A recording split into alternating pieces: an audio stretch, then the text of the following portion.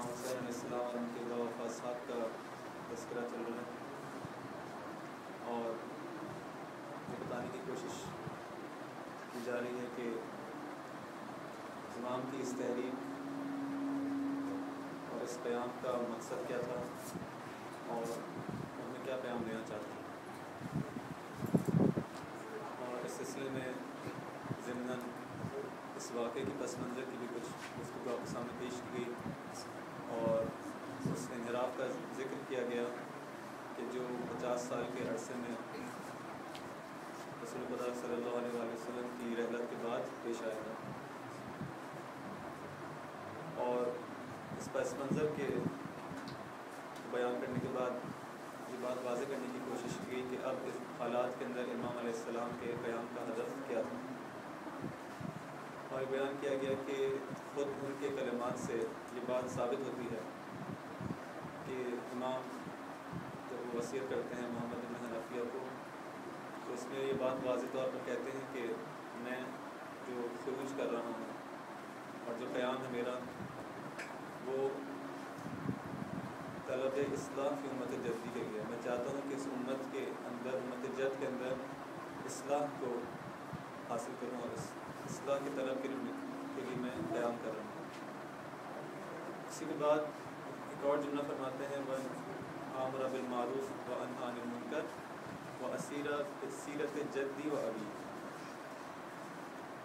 اسی کے بعد جو جملہ ہے اس میں کہتے ہیں کہ میں چاہتا ہوں کہ جس طرح سے میں اس انحراف کا مقابلہ کرنا چاہتا ہوں، اور چاہتا ہوں کہ اس امت کے اندر جو انحراف حاصل ہو گیا اس کی اصلاح کروں، اور امر بالمعروف اور نہی از منکر کروں، ساتھ ہی ساتھ سیرت جد یعنی اپنے نانا کی سیرت پہ چلوں، اور اپنے والد گرامی کی سیرت پہ چلنا چاہتا ہوں۔ یہ میرے اس قیام کا مقصد ہے۔ بس اب تک ہم نے اس بات کو بیان کیا اور کہا کہ امام حسین علیہ السلام کے کلمات سے جو ہدف ان کو ملتا ہے، ہم نے بیان کیا کہ وہ اصلاح ہے اور اس انحراف کو دور کرنا ہے، اور یہ وہ واجب تھا کہ جو امام حسین علیہ السلام سے پہلے واجب نہیں ہوا تھا اور انہی کے زمانے میں واجب ہوا، اور انہوں نے بطور احسن اس پر عمل کیا اور امت کو اس انحراف سے دور کیا۔ لیکن ضروری نہیں کہ ایک شخص کے قیام کا، اس کی حرکت کا ایک ہی ہدف ہو۔ اگر میں کہوں کہ میرا ارادہ ہے کہ میں کربلا کی زیارت پہ جاؤں، اور اس سے پہلے میں مشہد مثلا قم جانا چاہتا ہوں، یہ معصوم قم کی زیارت کروں گا، اور اس سے پہلے میں مشہد مقدس جانا چاہتا ہوں، اور اس سے پہلے مثلا کوئٹہ کے اندر میرے ایک عزیز جو ہیں وہ علی نے فرض کریں، تو میں پہلے عیادت بھی کرنا چاہتا ہوں۔ تو اگر یہ شخص اپنی پہلی منزل پہ پہنچتا ہے، کوئٹہ پہنچتا ہے، جو اس کے رشتہ دار ہیں ان سے اس سے سوال کرتے ہیں کہ آپ کے آنے کا مقصد کیا ہے، تو آیا وہ یہ کہہ سکتا ہے کہ میں اس مریض کی عیادت کے لیے آیا ہوں یا نہیں؟ اگر یہ بھی اس کے ایک ہدف تھا، ایسا نہیں کہ ہم یہ کہیں کہ اس کا ہدف فقط وہ کربلا کی زیارت ہے اور یہ تمام باتیں جو ہیں وہ اس کے اہداف میں شامل نہیں، یہ بھی اس کا ہدف ہے۔ اس کے بعد امام رضا علیہ السلام کی زیارت بھی اس کا ہدف ہے، اس کے بعد قم کی زیارت بھی اس کا ہدف ہے، اور آخر میں کربلا بھی اس کا ہدف ہے۔ ہاں، لیکن ایک ہدف غائی ہے، ایک ہدف عالی ہے، اور ایک کچھ اہداف ہیں جو اس سے پہلے کے اہداف ہیں۔ بس اسی طرح سے اگر ہم کہیں کہ امام حسین علیہ السلام کے قیام کا مقصد کیا ہے، ان کا ہدف کیا تھا، تو ہم اس کو یہ نہیں کہہ سکتے کہ فقط بس یہی ہدف تھا، نہیں۔ اس کے اندر اس طرح ہم کہتے ہیں کچھ شارٹ ٹرم آپ کے گولز ہوتے ہیں، کچھ لانگ ٹرم ہوتے ہیں، اس طرح اس قیام کے اندر بھی، اس مقصد کے اندر بھی ہم اس بات کو اپلائی کر سکتے ہیں۔ خود اس بیان کو اگر ہم دیکھیں، امام کہتے ہیں کہ میں اصلاح کرنا چاہتا ہوں اور اس کام کے لیے خارج ہوں، اور پھر کہتے ہیں کہ میں سیرت جد اور سیرت اب کے اوپر چلنا چاہتا ہوں، اپنے جد کی سیرت اور اپنے والد کی سیرت پہ چلنا چاہتا ہوں۔ ان دونوں کے اندر کوئی ٹکراؤ نہیں ہے، کوئی اس میں تصادم نہیں ہے کہ ہم کہیں کہ یہ ہدف تھا وہ ہدف نہیں تھا، نہیں، یہ بھی ان کا ہدف تھا اور یہ بھی ہدف تھا، لیکن ایک ہدف ہے، اس کو متوسط کہہ لیں آپ، ایک پہلے مرحلے کا ہدف ہے اور ایک اس کے بعد کے مرحلے کا ہدف ہے۔ ایک ہدف عالی ہے اور ایک ہدف نہائی ہے۔ وہ کیا ہے؟ وہ یہی سیرت نبی میں چلنا اور سیرت اب پہ چلنا، ان کے والد کے سیرت پہ چلنا چاہتے تھے۔ کیوں؟ ہم کیسے کہیں گے کہ سیرت یہ جو ہدف ہے ان کا نہائی ہدف ہے؟ اسی مطلب کے اوپر اگر ہم دیکھیں تو کچھ آیات اور خود امام حسین علیہ السلام کی زیارت اربعین جو ہے اس بات پہ ہم کو جو ہے وہ گواہی دیتی نظر آئے گی۔ سورہ ابراہیم کی پہلی آیت کے اندر اشارت ہے، اعوذ باللہ من الشیطان الرجیم، الف لام را کتاب انزلناہ الیک لتخرج الناس من الظلمات الی النور۔ ہم نے اس کتاب کو تم پہ نازل کیا اے نبی، آخری نبی سے خطاب ہوتی کہتا ہے، خدا کہہ رہا ہے کہ ہم نے اس کتاب کو تم پر نازل کیا، کیوں؟ تاکہ تم خارج کرو لوگوں کو ظلمات سے نور کی طرف۔ یعنی جو ہدف بعثت انبیاء ہے اس کو بیان کیا جا رہا ہے کہ کیوں ہم انبیاء کو بھیجتے ہیں اور کیوں ہم نے آپ کو بھیجا ہے، تاکہ آپ لوگوں کو نکالیں ظلمات سے، گمراہیوں سے، اندھیروں سے، اور ان کو روشنی کی طرف، نور کی طرف لے جائیں، ان کو ہدایت کی طرف لے جائیں۔ اور یہ بات بھی ہم جانتے ہیں کہ خود پیغمبر جو ہیں ان کی ذات، ان کی سیرت جو ہے وہ قرآن کی ایک عملی تفسیر ہے۔ ہم جو ہے وہ علمی تفسیر کرتے ہیں اور ہم عملی تفسیر کرتے ہیں۔ بس اگر ہم سیرت نبی صلی اللہ علیہ وآلہ وسلم کو سمجھنا چاہتے ہیں تو ہم قرآن کو دیکھ لیں کہ قرآن کیا کہتا ہے، ہمیں ان کی سیرت کو سمجھ میں آ جائے۔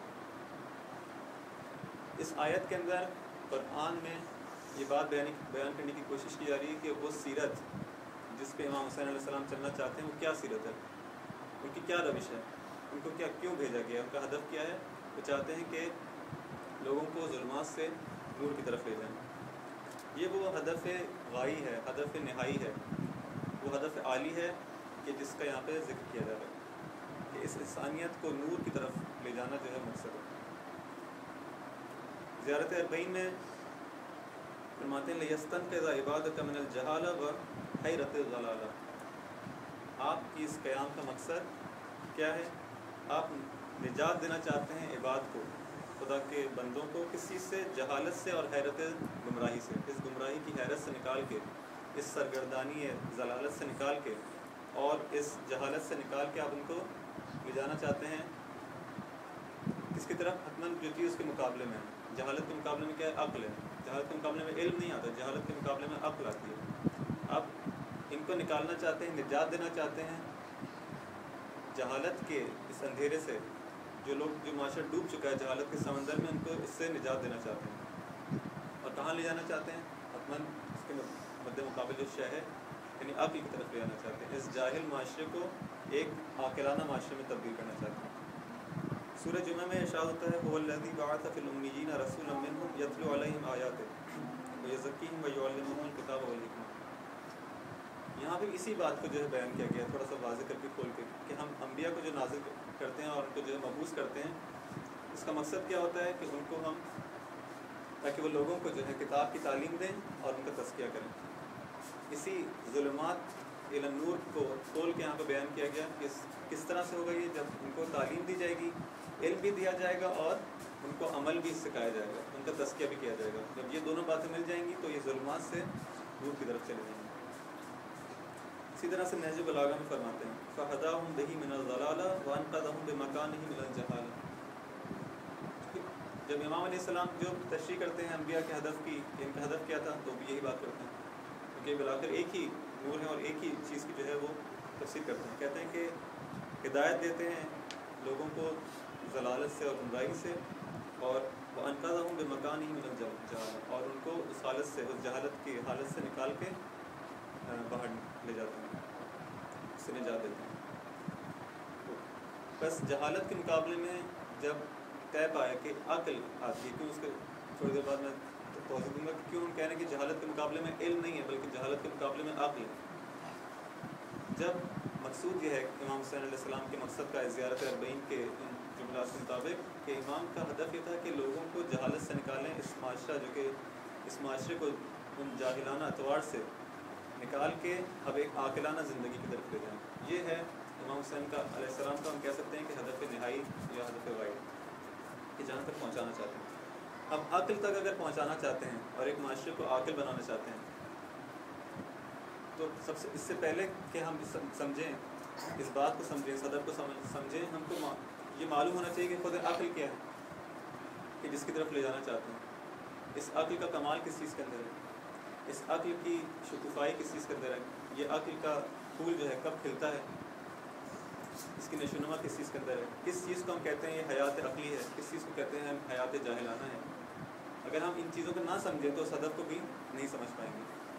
تو مقدمتاً لازم ہے کہ اس مطلب کو بیان کرنے کی کوشش کی جائے تاکہ وہ ہدف ہم کو سمجھ میں آ سکے اور پھر ہم دیکھ سکیں. اور یہ بھی انتہائی اہم مسئلہ ہے کہ ہم فقط اس چیز کو یہاں پہ محدود نہ کر دیں کہ امام حسین علیہ السلام اس معاشرے کو جو وہاں پہ موجود تھا اس زمانے میں اس کو نکال کے لے جانا چاہتے تھے وہاں تک. نہیں، امام حسین علیہ السلام اپنے اس عمل سے ہر اس معاشرے کو جو جہالت کے اندھیروں میں بھٹک رہا ہے اور سرگردان ہے اس کو ہدایت دے رہے ہیں اور اپنے عمل سے بتا رہے ہیں کہ اگر تم لوگ چاہتے ہو اس اندھیرے سے نکلنا اور حیات عاقلانہ کی طرف آنا چاہتے ہو، ایک حیات عقلی کی طرف آنا چاہتے ہو، تو یہ میرا ہدف، یہ میرا قیام ہے، تم لوگوں کے لیے نمونہ ہے.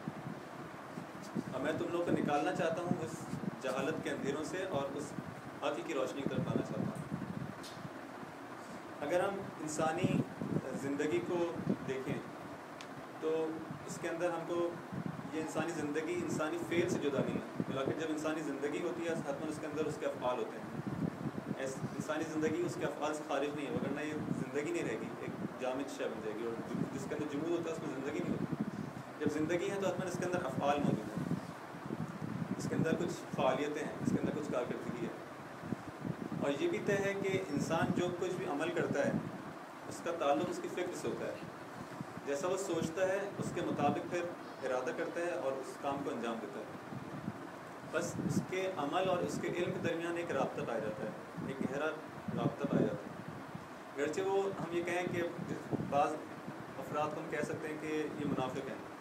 کیونکہ آپ یہاں پہ کہیں گے کہ ممکن ہے کہ اشکال کرے کہ بلاخر اس کی زندگی میں علم اور عمل کے درمیان ایک تضاد پایا جاتا ہے. جس چیز کا اس کو علم ہے اس پہ عمل تو نہیں کرتا، لیکن وہاں پہ بھی اگر دیکھا جائے تو وہ اپنے ایک علم پہ عمل کر رہا ہے. جس علم کا اظہار کر رہا ہے اس پہ عمل نہیں کر رہا، لیکن جس علم کو اپنے سینے میں چھپائے ہوئے اس پہ ضرور عمل کر رہا ہے، اسی کے مطابق عمل کرتا ہے. وہی علم ہے جو اس کو کسی کام پہ اکساتا ہے. چونکہ اس علم کا جس نے اظہار کیا ہے اس پہ یہ جزم نہیں رکھتا، اس پہ یقین نہیں رکھتا. جس علم پہ یقین رکھتا ہے اور جزم رکھتا ہے اسی کے مطابق عمل بھی کرتا ہے. بس وہاں پہ بھی تصادم نہیں ہے، وہاں پہ بھی وہ اس کے درمیان ایک گہرا پیوند اور رشتہ قائم ہے. اب جب یہ طے ہوا کہ انسانی زندگی کے اندر علم اور عمل کے درمیان ایک گہرا رشتہ ہے اور اس کے بغیر یہ زندگی جو ہے وہ ممکن نہیں.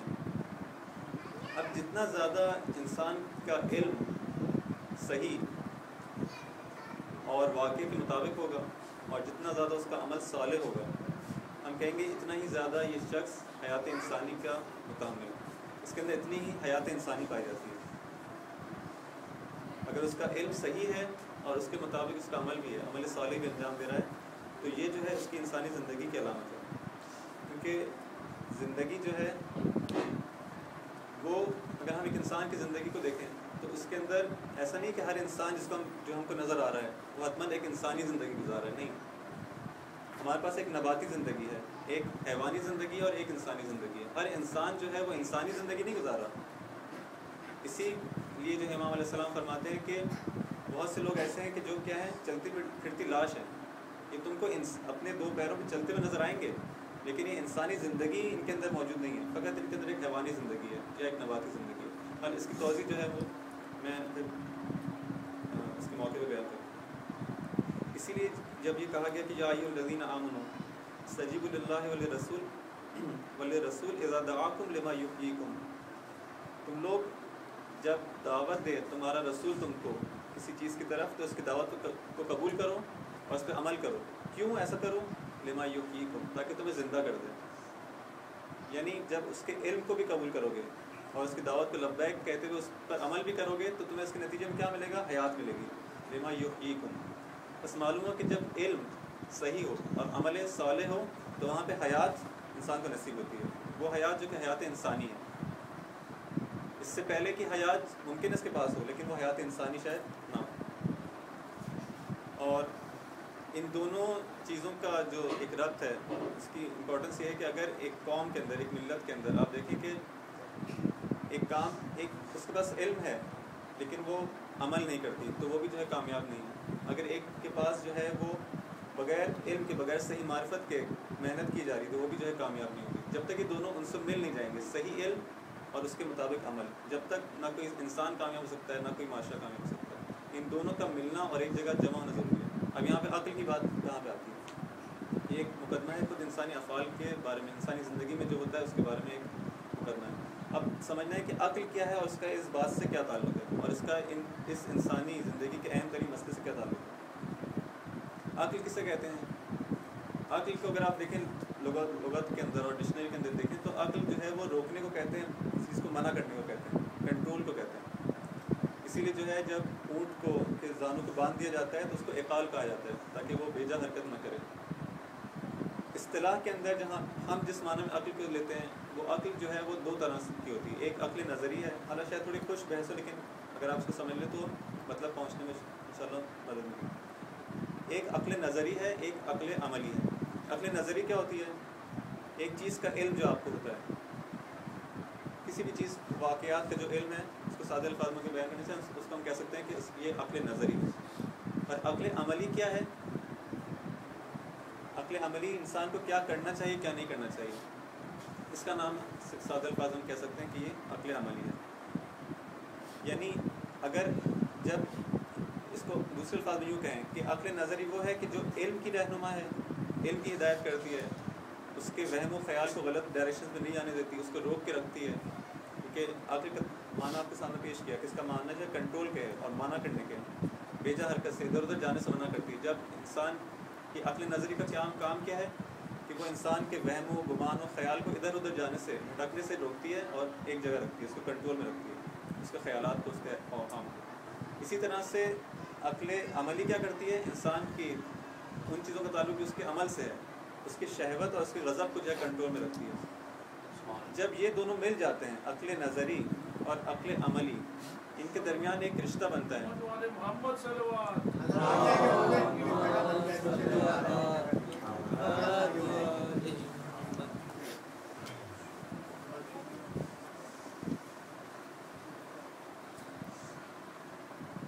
جب اس عقل نظری اور اس عقل عملی کے درمیان ایک پیوند قائم ہو جاتا ہے اور ایک رشتہ قائم ہوتا ہے تو وہاں پہ ہم کہتے ہیں کہ اب یہ شخص جو ہے اس کا عمل، اس کا علم بھی صحیح ہے اور اس کا عمل صالح بھی ہے، اور یہاں پہ جو ہے ہم کو حیات انسانی نصیب ہوتی ہے. اس کے بغیر جب تک کہ عقل نظری اور عقل عملی اپنا کام انجام نہ دے اور اس شہوت اور غضب کو کنٹرول میں نہ لائے اور انسان کے وہم و خیال کو اپنے کنٹرول میں نہ لائے، تب وہ نہ اس کا علم جو ہے صحیح ہوگا اور نہ اس کا جو ہے عمل صحیح ہوگا. اور اسی کو جو ہے وہ حدیث میں بیان کیا گیا کہ ما عبد بہ الرحمن، عقل کو جب پوچھا کہ کیا ہے تو کہا گیا کہ ما عبد بہ الرحمن وقت سے بہ الجنان، جس سے رحمان کی عبادت کی جائے اور جنت کو کسب کیا جائے، وہ ہے عقل. البتہ عقل عملی کی تعریف ہے کہ جب انسان کو یہ ہدایت کرتی ہے کہ اس طرح سے اپنے غضب اور شہوت کو کنٹرول کرو اور اس راہ پہ چلو، تو اس کے ذریعے سے جو ہے وہ انسان کو کہتی ہے کہ تمہارے لازم ہے کہ اس خدا کی عبادت کرو اور اسی کے ذریعے جو ہے جنت کو حاصل کرو. اس کے اندر یہ چیز نہیں ہے جو عبادت نہیں کرتا بس خدا کی، جس کی عقل اس کو آمادہ نہیں کرتی عبادت کے لیے اور جنت کے کسب کے لیے، بس اس کا مطلب ہے اس کے اندر عقل عملی کا فقدان ہے. اچھا، اگر یہ عقل عملی جو ہے یہ اپنا کام نہ کرے، شہوت و غضب کنٹرول نہ کرے، تو اس کے نتیجے میں کیا ہوگا؟ شہوت جو انسان کو کسی چیز کی طرف مائل کرتی ہے، اس سے محبت ایجاد کرتی ہے، اور غضب جو ہے انسان کو کسی چیز سے دور کرتا ہے، اس سے نفرت ایجاد کرتا ہے. اگر انسان بیجا چیزوں سے محبت کرنے لگے اور غلط چیزوں، جس چیز سے اس کو نفرت نہیں کرنی چاہیے، اس سے نفرت کرنے لگے، جب اس کے اندر یہ توازن خراب ہو جائے، مثلا ایک پودے کی مثال لیں کہ یہ بہت چھوٹا ہے، اس کے اندر ابھی وہ سسٹم بہت زیادہ ڈیولپ نہیں ہوا، اگر آپ اس کو جو ہے ایک ایسے ہر چیز کو جذب کرنے کی کوشش کرتا ہے، چاہے وہ اس کے لیے زہری کیوں نہ ہو، اس کے لیے جو ہے مواد سمی کیوں نہ ہو، اس کو جذب کر لیتا ہے اور اس کی جو ہے وہ ہلاکت کا باعث ہوتا ہے، کیونکہ ابھی اس کے اندر اتنی ڈیولپمنٹ نہیں ہوئی، ہر چیز کو اپنا لے لیتا ہے. عقل عملی بھی اگر انسان کی جو ہے وہ ڈیولپ نہ ہوئی ہو، اس کے اندر رشد نہ آیا ہو، تو ہر چیز سے محبت کرنا شروع کر دے گی جس سے اس کو محبت نہیں کرنی چاہیے، اور جس چیز کو اس کو ریپیل کرنا چاہیے تھا، اس کو دفع کرنی چاہیے تھا، اس کو دفع نہیں کرے گی. اس کے نتیجے میں کیا ہوگا؟ مہلک چیزیں جو اس کے نفس کو ہلاک کر دیں گی اس کے اندر آ جائیں گی. اور یہ شخص جو ہے اپنی اس حیات کے اندر جو ہے وہ ناکام ہو جائے گا، اور اس حیات سے ہاتھ دھو بیٹھے گا. وہ حیات انسانی البتہ مراد ہے، بار بار جس کی تکرار کروں، حیات انسانی مراد ہے، حیات حیوانی اور نباتی مراد نہیں. تو بس بہتر ہے یہاں پہ جو ہے تھوڑی توضیح اگر ہم دیں اس بات کی کہ حیات یہ کیا ہے، حیات انسانی کیا ہے، حیات نباتی کیا ہے، حیوانی کیا ہے. دیکھیے ایک نبات ایک پلانٹ ہے، اس کے اندر بھی حیات ہے. اس کی حیات کیا ہے کہ وہ گرو کرتا ہے، غذا کو لیتا ہے، جذب کرتا ہے، سب چیز ہوتی ہے، اس کے نتیجے میں اس کی گروتھ ہوتی ہے. انسان کے اندر بھی چیز ہے، انسان بھی جو ہے وہ غذا لیتا ہے، سب کام کرتا ہے، اس کی بھی نشو و نما ہوتی ہے. یہ جو انسانی زندگی کا پہلو ہے، یہ وہی پہلو ہے جو کہ نباتات میں بھی پایا جاتا ہے. اس کے اندر بھی یہ چیز موجود ہے. اگر فقط انسان بھی یہی ہوتا، اس کی زندگی کا خلاصہ یہی ہوتا کہ وہ کھائے پیے اور اس کی گروتھ ہو، تو اس میں اور اس نبات میں، اس پلانٹس کے اندر کیا فرق ہے؟ اس زندگی نباتی اور زندگی انسانی میں کیا فرق ہوا؟ دونوں ایک ہی طرح کے. اچھا، اسی طرح سے زندگی حیوانی میں کیا ہوتا ہے؟ گروتھ تو ہوتی ہے، وہ بھی غذا لیتا ہے، سب کچھ کرتا ہے، تولید میں سب کچھ ہوتا ہے اس کے اندر بھی، لیکن اس کے اندر کچھ چیزوں کا اضافہ ہو جاتا ہے. اس کے اندر کچھ ادراک ہے، کچھ احساسات ہیں، ایک اپنی زندگی جسم کے ایک خاندان بنانے کی جو اس کے اندر ایک خدا نے میل رکھا ہے، اس کے اندر ایک جو ہے وہ اس کی جبلت میں رکھا ہے کہ وہ جو ہے اپنی فیملی بناتا ہے اور اپنے بچوں کا جو ہے خیال رکھتا ہے، اس سے محبت ہوتی ہے اس کو. یہ سب چیزیں حیوانات میں بھی آپ نے دیکھا ہوگا کہ ہیں. یہ چیز بھی جو ہے اگر ہم دیکھیں، اگر یہی انسانی زندگی بھی یہی ہو کہ اس نشو و نما اور اس غذائیت اور ان سب چیزوں کے بعد جو ہے اس کے اندر یہ بھی اضافہ کرتے ہیں کہ اس کی زندگی محدود ہو اپنے حد تک اور اپنے گھر تک، اور ان عواطف اور ان جذبات کی حد تک جس کے ذریعے جو ہے وہ بعض چیزوں کو جو ہے اپنے سے دور کرتا ہے، بعض کو قبول کرتا ہے، بعض چیزوں سے اس کو خوف ہوتا ہے. اگر یہی ہو تو پھر ہم کہیں گے کہ اس حیوانی زندگی اور اس انسانی زندگی میں کیا فرق ہو؟ تو وہی حیوان میں بس حتماً ایک ایسی چیز ہونی چاہیے انسان کے اندر جو اس کو زندگی نباتی سے بھی جدا کرے، اور اس کے پاس ایک امتیاز ہو، ایک پلس پوائنٹ ہو، اور اسی طرح زندگی حیوانی سے بھی ایک درجہ بالاتر ہو تاکہ اس کو حیوان سے بھی جدا کر سکے. اور وہ کیا چیز ہے؟ وہ انسان کی عقل ہے. اور کیسی عقل کہ جو ان دونوں چیزوں کے درمیان جم کر سکے اور ان کو صحیح ڈائریکشن دے سکے، اس کے علم کو بھی اور اس کے عمل کو بھی، اس کے قوت فہم کو بھی، اس کے جو وہم و خیال ہے اس کو بھی صحیح ڈائریکشن میں رکھے کہ ادھر ادھر بھٹکنے نہ پائے، غلط جگہ جو ہے اس کی فکر نہ جانے پائیں، اگر جا رہی ہیں تو اس کو کنٹرول کر سکے.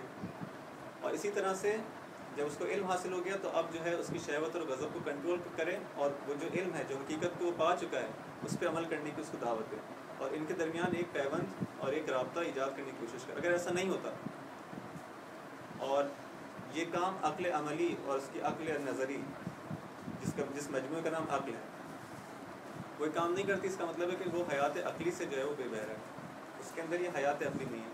جب حیات عقلی نہیں ہے اس کا مطلب حیات انسانی بھی نہیں. کیوں؟ کیونکہ یہی وہ اس کا پلس پوائنٹ تھا، یہی اس کا جو ہے تمیز تھی حیوانات سے اور پلانٹ سے. اگر یہ حیات عقلی اس میں نہ ہو تو اس کے اندر اور حیوانات میں اور اس کے اندر اور نباتات میں بھی فرق نہیں. بس یہ پیوند بہت ضروری ہے. اگر یہ پیوند نہ ہو اس عقل نظری اور اس عقل عملی کے نتیجے میں پیوند حاصل نہ ہو اس کے علم میں صحیح، علم واقعی اور عمل صالح کے درمیان، تو یہ انسان کو ہم سمجھ لیں کہ اس حیات انسانی سے بے بہرا ہے. اور پھر یہاں پہ جو ہے وہ مذمت اس کی ہوگی کہ تم سمجھ رہے ہو کہ یہ انسان ہے اور انسانی زندگی گزار رہا ہے، لیکن ہمارے نزدیک جو حقیقت کی نگاہوں سے مسائل کو دیکھ رہے ہیں ان کے نزدیک یہ ایک فقط 2 پیر پہ چلنے والا جانور ہے.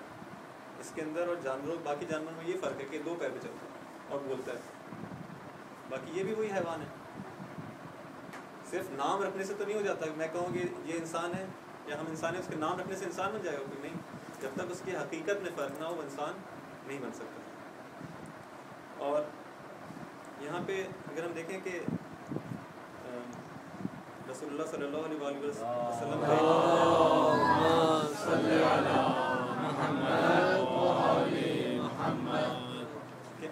کہتے ہیں کہ الناس ینام فاذا ماتوا انتبهوا، لوگ جو ہیں وہ سوئے ہوئے ہیں. یہاں پہ ایک اور تعبیر کی گئی ہے، لوگ سوئے ہوئے ہیں اور کب جو ہے اٹھیں گے؟ جب ان کو موت آ جائے گی. اذا ماتوا فانتبهوا، جب یہ مر جائیں گے تو انتباہ ہوگا ان کے اندر، ایک بیداری آئے گی اور اس وقت اٹھیں گے اور ان کو واقعیت کا علم ہوگا. اب اگر ہم دیکھیں کہ جو لوگ سو رہے ہوتے ہیں ان کی خصوصیت کیا ہوتی ہے؟ کیا ان کے اندر جو ان کی باڈی نہیں چل رہی ہوتی نہیں، سب اس کی باڈی کام کر رہی ہے، سب کچھ کر رہا ہے، لیکن اس کی حیات عقلی جو ہے وہ کام نہیں کر رہی، وہ سوچ نہیں رہا، اس کا ادراک نہیں ہو رہا، یعنی اس کی جو چیز ہے جو اس کے اندر موجود نہیں ہے اس وقت، وہ کیا ہے؟ وہ حیات عقلی سے جو ہے وہ فعلاً فاقد ہے۔ بس کہا جا رہا ہے کہ جو لوگ حیات عقلی سے بے بہرہ ہیں وہ در حقیقت کیا ہیں؟ وہ ایسے ہی کہ جیسے سو رہے ہیں اور ان کے اس وقت اٹھیں گے جب جو ہے ان کی موت آ جائے گی، اس وقت جو ہے واقع سے آگاہی ہوگی۔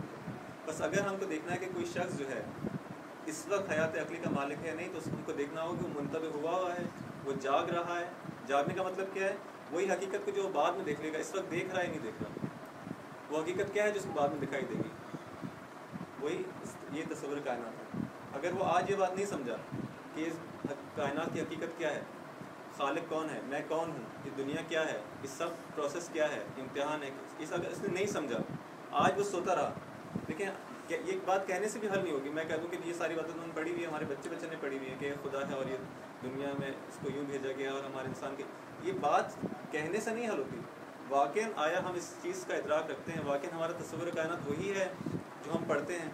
اگر ویسے ہی ہے اور ہم اس کو درک کر رہے ہیں تب اس کا مطلب ہے ہم جاگے ہوئے، وگرنہ اگر ہم صرف کہہ رہے ہیں زبانی تو نہیں، تو طوطا بھی جو ہے بہت ساری باتیں کہتا ہے، لیکن آیا اس کو کہہ سکتے ہیں کہ وہ جانتا ہے؟ نہیں۔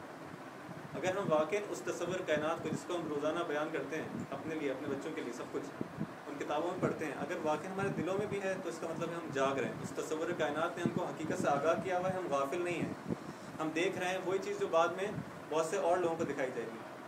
لیکن اگر ایسا نہیں ہے تو اس کا مطلب ہے ہم سو رہے ہیں۔ جب سو رہے ہیں تو ہماری عقل کام نہیں کر رہی، جب عقل کام نہیں کر رہی اس کا مطلب ہے ہمارے اندر حیات انسانی نہیں ہے۔ کیوں؟ کیونکہ انسان کا جو تمایز تھا اسی کی عقل سے تھا، جب یہ نہیں ہوگی اس کا مطلب ہے وہ انسان نہیں ہے۔ اسی بات کو اگر ہم دوسرے الفاظ میں بیان کرنا چاہیں تو اس حدیث سے اس طرح استفادہ کیا جا سکتا ہے۔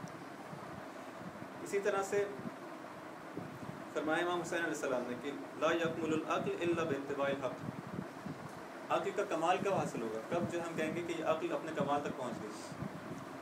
جب یہ حق کی اتباع کرے گی، اس میں اس کا کمال ہے۔ اگر یہ حق کی اتباع نہیں کرتی، یعنی اس کا علم صحیح نہیں ہے، تبھی اس کے اندر ایک عنصر نہیں ہے کہ جو اس کو کمال تک لے آتا، اس کو عقل تک لے آتا، اس کے اندر وہ عنصر پایا نہیں ہوتا۔ اور سورہ آل عمران کی 60 نمبر آیت میں بھی ہے کہ الحق من ربک فلا تکن من الممترین، حق جو ہے اگر تم پہچاننا چاہو کیا ہے تو فقط ایک جگہ سے آئے گا۔ حق کے مختلف سورسز نہیں ہیں، الحق من ربک، حق جو ہے تمہارے پروردگار کی جانب سے، بس تم لوگ جو ہے وہ عصیان کرنے والے اور اس سے سرپیچی کرنے والے نہ بننا۔ اگر چاہتے ہو حق کی پیروی، اگر چاہتے ہو تمہاری عقل جو ہے کامل ہو جائے تو حق کا اتباع کرنا ہوگا۔ ہم سوال کریں گے حق کیا ہے تو خدا کہہ رہے وہی جو کہ خدا کی جانب سے آئے، یعنی دوبارہ ہماری بازگشت اسی مطلب کی جانب ہوگی کہ وہی علم حقیقی، وہی علم جو کہ صحیح ہے اور واقع کے مطابق ہے، اور پھر اس پہ جو ہے اس کے ساتھ جب عمل کی جو ہم آمدش کریں گے اور اس کا پیوند دیں گے تو یہ وہ عقل بنے گی جو کہ جہل کے مقابلے میں۔ بس جہل کے مقابلے میں ہم یہ نہیں کہہ سکتے کہ علم ہے، کیوں؟ کیونکہ جہل کے مقابلے میں اگر علم ہوگا تو وہ دوسرا عنصر جو کہ عقل عملی کا ہے وہ باقی رہ جائے گا۔ عقل کے جہل کے مقابلے میں دو چیزیں ہیں، جاہل کون ہوتا ہے؟ جس کا عمل جو علم سے بھی جو ہے فاقد ہوتا ہے اور اس کے اندر عمل بھی نہیں پایا جاتا، یہ دونوں چیزیں اس کے اندر کم ہوتی ہیں۔ اس کے مقابلے میں حتماً ایسی چیز آنی چاہیے جو دو عنصر پہ مشتمل ہو، ہم اس کی جو ہے وہ فہم ہو، اس کے جو وہم اور گمان ہے اس کو ہدایت دیں، اور ہم اس کے جو ہے شہوت اور غضب کو جو ہے وہ ہدایت دیں۔ اس مجموعے کا نام عقل ہے، اس کا ایک عنصر علم سے تعلق رکھتا ہے۔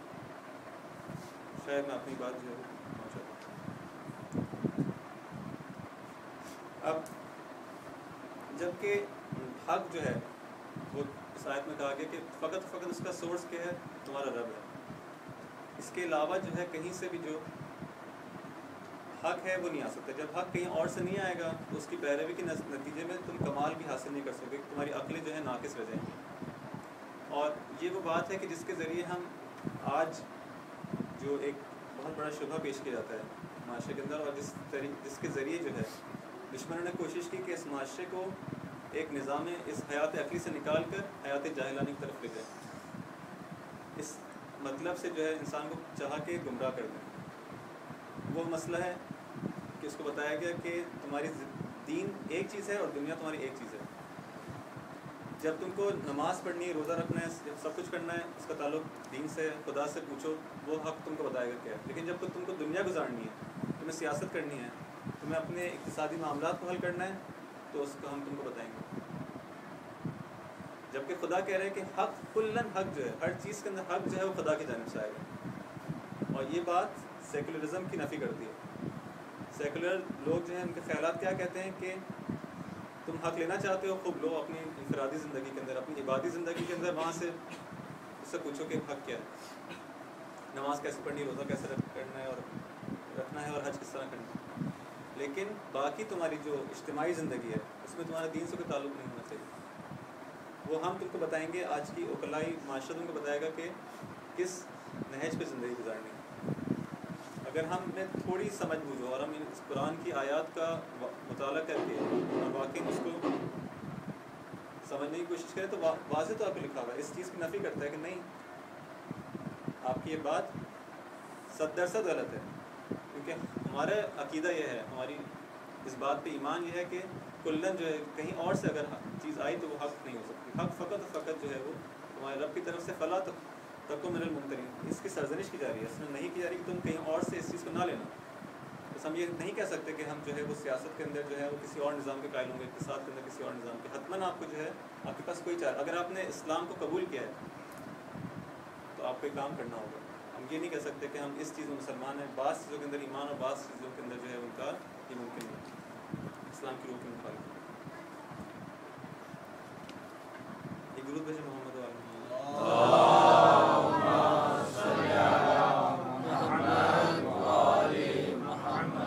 اب جبکہ کچھ واضح کرنے کی کوشش کی گئی کہ یہ عقل کیا ہے, حیات عقلی کیا ہے, اس عقل کا کمال کس چیز کے اندر ہے.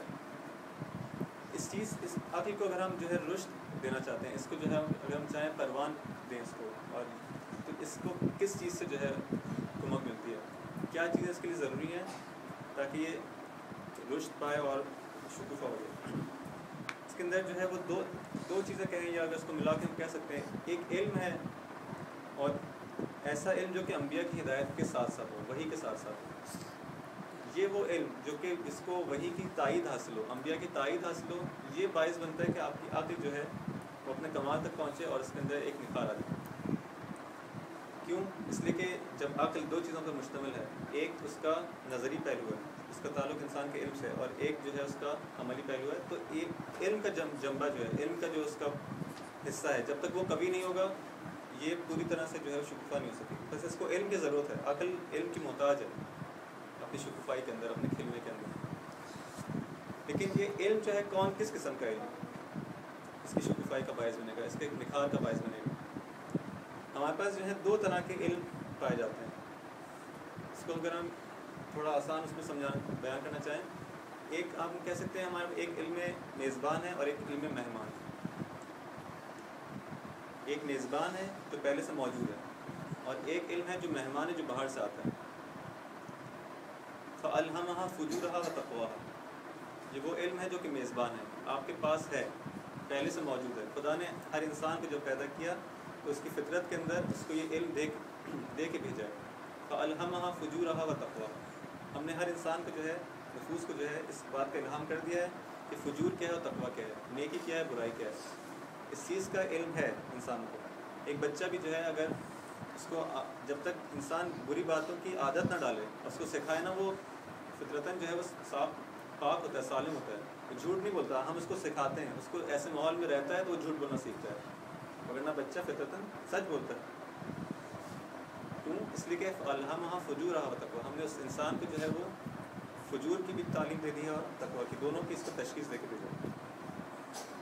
اور یہ جو علم مہمان ہے یہ کیا ہے, وہ جو ہم سیکھتے ہیں باہر سے, جب اسکول میں جب جاتا ہے, یونیورسٹی میں جاتا ہے, حوزے میں جاتا ہے, مدارس میں جاتا ہے, جتنا بھی علم باہر سے آتا ہے وہ علم مہمان ہوتا ہے. اور یہی علم مہمان ہے جو کہ انسان جب بوڑھا ہوتا ہے یا اس کو کوئی حادثہ آتا ہے, یہ انسان اس کے ذہن سے نکل جاتا ہے, انسان کی یادداشت ہو جاتی ہے. بہت سی مرتبہ اس طرح ہوتا ہے کہ یہ انسان کا جو علم باہر سے آیا ہوتا ہے جو کہ مہمان ہوتا ہے چلا بھی جاتا ہے, لیکن وہ علم میزبان جو ہے وہ باقی رہتا ہے. اس کا جو ضمیر ہے, اس کی جو فطرت ہے وہ ختم نہیں ہوتی انسان کی. اب چاہے وہ فرق نہیں پڑتا کہ ایک بندہ جو ہے وہ یونیورسٹی میں تعلیم حاصل کر رہا ہو یا وہ مدارس کے اندر حوزے کے اندر تعلیم حاصل کر رہا ہو، یہ دونوں علم، چاہے وہ قرآن کی تعلیم حاصل کر رہا ہو چاہے حدیث کی تعلیم حاصل کر رہا ہو، جتنا بھی علم باہر سے لے گا اس کو حاصل کرے گا وہ اس کا علم میں مہمانی کرانا، اسے ہم علم حصولی کریں۔ اگر یہ علم جو کہ باہر سے آیا ہے اس علم میں میزبان کے ساتھ اس کی میچنگ ہے تو دونوں میں ٹکراؤ نہیں ہوگا۔ وہ جو آپ کے پاس پہلے سے علم موجود تھا، وہ جو الہام ہوا تھا آپ کو، جو آپ کی فطرت تھی، جو آپ کا ضمیر تھا، اس کو آپ یہ سمجھ لیں کہ ایک آپ کے دل کے اندر، آپ کی جان کے اندر اس نے ایک جو ہے چراغ جلایا ہوا ہے، آپ کی ہدایت کرتا ہے۔ جب یہ علم مہمان آتا ہے تو اس کے دو صورتیں ہیں، یا تو اسی علم کی حمایت کرتا ہے اور اس شعلے کو اور بھڑکاتا ہے اور اس کے اندر جو ہے نورانیت کا باعث ہوتا ہے، اور یا تو دوسری صورت میں اس کے ساتھ جو ہے تصادم کرتا ہے اور اس جو پہلے سے جو شعلہ موجود تھا اس کو بھی اس میں کمی کا باعث بنتا ہے۔ اب یہاں پہ انبیاء کیا کام کرتے ہیں؟ انبیاء اس چیز کو چیک کرنے کی کوشش کرتے ہیں کہ جو تم باہر سے علم لے رہے ہو دیکھو یہ کس قسم کا علم ہونا چاہیے، یہ ایسا علم ہو جو اس علم میں میزبان کی تائید کرے، اس علم کی تائید کرے جو پہلے سے تمہارے پاس موجود ہے، جس کو تمہیں خدا نے پہلے سے دے کے بھیجا ہے۔ اگر ایسا علم ہے تو ہم اس کی تائید کرتے ہیں، اور آپ جو بھی علم حاصل کرنا چاہیں فقط ایسا نہیں ہونا چاہیے اس سے متصادم ہو۔ ایک کام انبیاء کا ہی ہوتا ہے کہ وہ اس بات کا آپ کی نشاندہی کرتے ہیں، اس بات کی جو ہے آپ کو سمجھانے کی کوشش کرتے ہیں کہ دیکھو اپنے دل میں ایسے علوم کو نہیں لے کے آنا، ورنہ تمہاری ضمیر کے اوپر، فطرت کے اوپر ایک پردہ پڑ جائے گا۔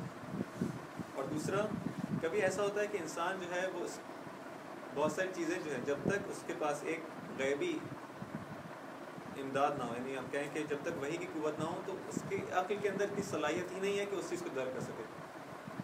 مثلا نماز ہے، یہ عقل مجھے یہ تو کہہ سکتی ہے کہ تم اپنے خالق کا شکر ادا کرو، لیکن وہ یہ نہیں کہے گی کہ نماز پڑھو، وہ یہ نہیں سمجھ سکتی کہ اس عبادت کا طریقہ کار کیا ہونا چاہیے۔ یہ آپ کو جو ہے وہ وہی خالق بتا سکتا ہے جس نے آپ کو پیدا کیا، جو آپ کی مصلحت کو اور آپ کی جو نقصان ہے جس کے اندر آپ کے لیے جو ہے ایک مفسدہ ہے اس کو آپ کے لیے وہی بتا سکتا ہے جس نے آپ کو پیدا کیا۔ بس عقل ایک حد تک انسان کی رہنمائی کر سکتی ہے جو کلیات کے اندر ہے، بیسکس کے اندر ہے، کہ ہاں انسان کو جو شکر کرنا چاہیے، ظلم نہیں کرنا چاہیے، عدل اچھی چیز ہے، یہ سب چیزیں انسان کی جو رہنمائی کرتی ہے۔ لیکن جہاں پہ بہت سارے ایسے مواقع ہوتے ہیں جہاں پہ انسان کی رہنمائی نہیں کرتی، وہاں پہ وحی کی ضرورت ہے۔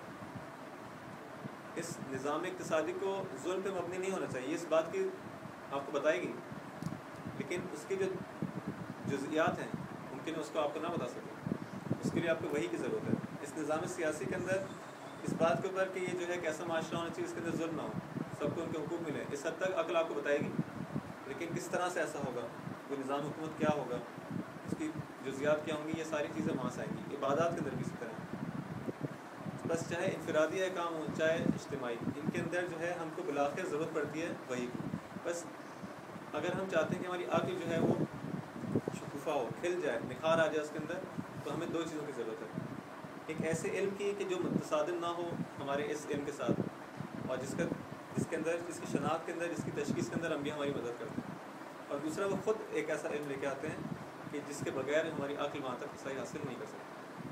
اور اہم ترین جو کام ہے انبیاء علیہ السلام کی، میں سے ایک یہی ہے کہ انسان کی اس جگہ ہدایت کرنا جہاں پہ وہ اس کی رسائی جو ہے ممکن نہ ہو۔ اب اس پورے مقدمے کو لیتے ہوئے اور اس بات کو اگر ہم جو ہے وہ دیکھنا چاہیں، اس کو کمپیئر کرنا چاہیں کہ یہ جو عاقلانہ معاشرہ ہے اس کے خد و خال کیا ہیں، سب سے اہم چیز اس کے اندر یہ ہے کہ حتماً اس کے اندر جو افراد ہیں ان کی عقول جو ہیں اس حد تک بالغ ہوں اور ان کے اندر اس کا کمال آئے ہو کہ وہ حق کی پیروی کرتی ہوں اور حق سے اپنے علم کو لے، وہاں سے ان کا جو سورس ہے وہ وہی ہو جو کہ خدا نے بھیجا ہے، اس کے علاوہ کہیں سے اس کو قبول نہ کریں۔ اگر ایسا ہوگا تو یہ عصیان کرنے والا اس کے اندر پھر نقص رہ جائے گا اور یہ اپنے کمال تک نہیں پہنچ سکے گی۔ اس کو انبیاء کی ہیلپ کی ضرورت ہے، اس کو وحی کی ہیلپ کی ضرورت ہے تاکہ یہ صحیح علم کو حاصل کر سکے، اور پھر اسے ضرورت ہے کہ اپنی شہوت اور غضب پہ کنٹرول کر سکے تاکہ وہی علم جو اس نے حاصل کیا اس کو اس پہ آمادہ کرے کہ وہ جو علم ہے حقیقی ہے، اس پہ عمل کرنے کا بھی وقت۔ اگر یہ پیوند ہاتھ سے ہم کھو بیٹھیں اور علم اور عمل کے درمیان اور غضب اور شہوت پہ کنٹرول باقی نہ رہے تو یہ انسانی عقل ناقص رہ جائے گی اور انسان جو ہے وہ جہالت کی طرف چلتا چلا جائے گا. بس اگر امام چاہتے ہیں کہ اس معاشرے کو نور کی طرف لے جائیں، عقل کی طرف، حیات عاقلانہ کی طرف لے جائیں، تو اس بات پہ انسان کا آمادہ کرنے کی کوشش کر رہے ہیں کہ دیکھو میں جو انہوں نے اپنے عمل سے ہم کوئی کام کر کے دکھایا کہ جس چیز سے میرا عقیدہ ہے میں اس پہ جو ہے بالکل ثابت قدمی کے ساتھ ڈٹا ہوں. اس علم اور عمل کے درمیان کوئی تصادم نہیں. یہاں پہ یہ دونوں ان کے درمیان ایک گہرا پیوند ہے. اگر تم بھی چاہتے ہو کہ ایک عاقلانہ زندگی بسر کرو تو حتماً ان کے درمیان ایک گہرا پیوند ہونا چاہیے. اور یہ بھی جان لو کہ یہ حق کو تمہیں یہ کون سا علم ہوگا، وہ جو کہ خدا کی طرف سے آئے گا، وہ جو کہ انبیاء اور وحی کی طرف سے اس کی تائید ہوگی. ایسے علم کے درمیان اور اس کے درمیان جو ہے اس عمل کے درمیان اگر پیوند آ گیا تو یہ معاشرہ جو ہے وہ ایک حیات عقلی کی طرف جائے گا جس کی طرف امام اس کو لے جانا چاہتے ہیں. اس کے مقابلے میں اگر ہم دیکھنا چیک کرنا چاہیں کسی معاشرے کو کہ آیا اس کے اندر جو ہے وہ حیات عقلی ہے یا حیات جاہلانہ ہے، ہم اپنے اسی معاشرے کو چیک کرنا چاہیں تو اسی معیار کے اوپر ہم کو چیک کرنا ہوگا کہ آج جو ہم زندگی گزار رہے ہیں آیا وہ معاشرہ ہے جو امام حسین چاہتے ہیں، جس طرف ہم کو لے جانا چاہتے ہیں، یہ وہ معاشرہ نہیں. بس ہم کو کن دو باتوں میں توجہ دینی ہوگی، علم اور عمل، اور شہوت و غضب کو دیکھنا ہوگا کہ آیا یہ ان پہ کنٹرول ہے، اس علم و عمل کے درمیان ایک پیوند ہے یا پیوند نہیں. اب اس کی چند مثالیں جو ہیں میں نے سوچا کہ آپ کے سامنے بیان کروں تاکہ یہ بات جو ہے وہ اچھی طرح سے واضح ہو جائے. ہم اس مسئلے کو فقط ایک تھیوری کے حد تک نہ لیں. شاید اب تک کی جو بات ہے بہت زیادہ ایک تھیوریٹیکل، اور یہ عملی زندگی میں اگر ہم اس کو چیک کرنا چاہیں تو حتماً اس کے لیے جو ہے لازم ہے کہ ہم اپنے معاشرے پہ غور کریں اور اس کی جو ہے وہ ہر اپنے عمل کے اندر دیکھیں کہ یہ دو جو معیار ہیں پائے جاتے ہیں پائے نہیں جاتے. مثلا ہمارے معاشرے کے اندر ایک چیز رائج ہے ہمارے دینی معاشرے کی، اگر ہم بات کریں فعلاً، کہ ایک کلچر ہے دروس میں جانے کا، مجالس میں جانے کا. بہت سے لوگوں کو اس کا عشق ہوتا ہے، مثلا درس میں جانے کا عشق ہوتا ہے. اس سے پوچھیں گے کہ آپ کا مقصد کیا جانا درس میں، کیا کہ درس میں جانا. درس میں جانے کا مقصد یہ ہے کہ میں درس میں جانا چاہتا ہوں. مجلس میں کیوں جانا چاہ رہے ہیں؟ مجلس میں جانا. یہاں پہ وہ فقط علم تک محدود ہے. جب اس سے پوچھا جائے کہ آپ نے درس میں سے کیا حاصل کیا، یا تو اس کو پتہ نہیں یا عملاً پتہ نہیں، یا علماً پتہ نہیں یا عملاً پتہ نہیں. یعنی اس کی عملی زندگی میں آپ کو وہ جو سن کے آ رہا ہے اس پہ کچھ عمل نظر نہیں آئے گا. وہ ایک تقریر سن کے آئے گا، وہ کہے گا کہ یہاں پہ جو بیان کیا گیا کہ اسلام کے اندر بے حیائی کا یہ مسئلہ ہے اور یہ نہیں ہونی چاہیے، نہیں ہونی چاہیے. وہی شخص جب اپنی بیٹی کی اور بیٹی کی شادی کرے گا تو وہاں پہ مکس گیدرنگ ہوگا. اور اس بندے کی زندگی کا ہدف ہی درس میں جانا ہوتا ہے. یہ ہر وقت درس میں جاتا ہے. بہت سے ہمارے معاشرے میں ایسے لوگ ہیں جن کو درس میں جانے کی ایک ایڈکشن ہے. اگر وہ یہ کام نہ کریں تو ان کی زندگی نہیں گزرتی. لیکن ایسا نہ ہو کہ کل سے جو لوگ جاتے ہیں لوگ چھوڑ دیں اور کہیں کہ یہ تو جو ہے بری سی ہوتی ہے، نشہ ہے مثلا. نہیں، یعنی اس کو ہم سمجھنے کی کوشش کریں. ہر چیز کے اندر ہدف دیکھیں، میں کام کیوں کرنا چاہ رہا ہوں. جو علم حاصل کرنا چاہ رہا ہوں، اگر میں حاصل کرتا رہوں اور عمل نہ کروں تو یہی علم ایک وبال بن جائے گا انسان کے لیے. ایک حجاب بن جاتا ہے. یہ خود علم حجاب بن جاتا ہے اس کی ترقی کے اندر، اس کے کمال کے اندر. اور کتنی ہی مذمت اس بات کی گئی ہے کہ وہ لوگ جو کہ علم رکھتے ہیں اور عمل نہیں کرتے، اور ان کو جو ہے ٹھکانہ جہنم، اور کیا کہ اس کی جو ہے وہ شدید ترین تعبیرات جو ہیں وہ قرآن کے اندر موجود ہیں ان لوگوں کے بارے میں کہ جو علم رکھتے ہیں اور اس عمل نہیں کرتے. تو کیا ہمارے معاشرے کے اندر دیکھیں کہ کیا یہ چیز نہیں، مگر اگر اس حد تک جو ہے وہ بعض علاقوں کے اندر دروس کی کثرت ہے اور لوگوں کا ان میں شرکت کرنا ہے، وہاں پہ تو لوگوں کو بہت جو ہے وہ، لیکن عجیب ہے کہ اصلاً ان کا ہدف ہی نہیں ہوتا کہ ہم وہاں پہ جو جا رہے ہیں تو میں کچھ جب سیکھوں گا تو اس کے مطابق پھر میری زندگی میں چینج آنا ہے. یہ نہیں ہے کہ مثلا ایک دن میں چینج آ جائے گا، نہیں، لیکن بلا کر ایک لمبے عرصے کے بعد کچھ نظر تو آیا. ایک لڑکی جو مثلا جو ہے وہ حجاب کرتی رہی پتہ چلا بڑی ہوئی ایک دم سے جو ہے اس نے جو ہے وہ اپنا حجاب اتار دیا. ایک پہلے کسی ماحول میں زندگی گزار رہی تھی، اس کے بعد کسی اور ماحول میں چلی گئی. وہ جو مثلا بچپن سے دروس میں جاتی رہی تھی، مدارس میں جاتی رہی تھی، کیونکہ اس نے جو ہے اس چیز کو اندر اپنی زندگی کے اندر، اپنی جان کے اندر نہیں لایا، اس کو امپلیمنٹ کرنے کی کوشش نہیں کی. کیوں ہم لوگ اتنے زیادہ جو ہے ماحول کی چینجنگ سے جو ہے گھبراتے ہیں کہ اس جگہ جائیں گے تو یوں نہیں. آپ کے اندر اتنی ایبلٹی ہونی چاہیے، اتنی کیپیبلٹی ہونی چاہیے کہ آپ نے جب حاصل کر لیا اس کو امپلیمنٹ کریں، چاہے کسی بھی ماحول میں کیوں ہو. اور ایسے افراد ہیں جو کہ انتہائی ظلمت کے ماحول میں کفر ماحول کے کفر میں زندگی کرتے ہیں، زندگی گزارتے ہیں، لیکن ان کے اپنے ایمان پہ باقی ہوتے ہیں. اور ایسے بھی لوگ ہیں جو ہمارے معاشرے کے اندر اس طرح آپ کو بتایا جاتا ہے کہ آپ کی لین دین کے اندر ربا حرام ہے، لیکن ہم کتنے ہی موارد میں جاتے ہیں بینک سے لون لیتے ہیں. ایسے کیوں؟ اس لیے کہ ایک ٹرینڈ بنا ہوا ہے. ہم درس کو درس کے حد تک رکھتے ہیں، زندگی کو اسی ٹرینڈ کے اوپر چلاتے ہیں جو چل رہی ہے. تو ہماری زندگی کا اس درس سے کوئی تعلق نہیں ہوتا. وہ الگ چیز ہے جب تک میں درس میں بیٹھا ہوں، اور جیسے باہر نکلوں گا میری اپنی الگ زندگی ہے، وہ اسی ٹرینڈ پہ چلے گی جس پہ معاشرہ چل رہا ہے. اسی طرح سے ہم دیکھیں معاشرے مثلا ابھی انہوں نے حضرت قاسم کی شادی کا ذکر کیا. حالانکہ شادی ہوئی نہیں ہوئی اس سے مجھے غرض نہیں.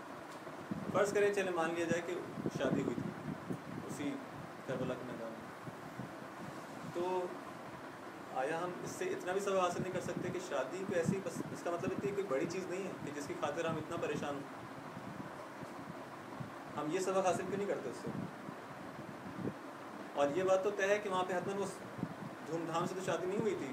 اگر ہوئی بھی تھی تو حتماً امام نے بہت سادگی سے کام کیا ہوگا. اب جو کام امام نے نہیں بھی کیا تب بھی ہم چاہتے ہیں کہ ہم ان کو کروا دیں.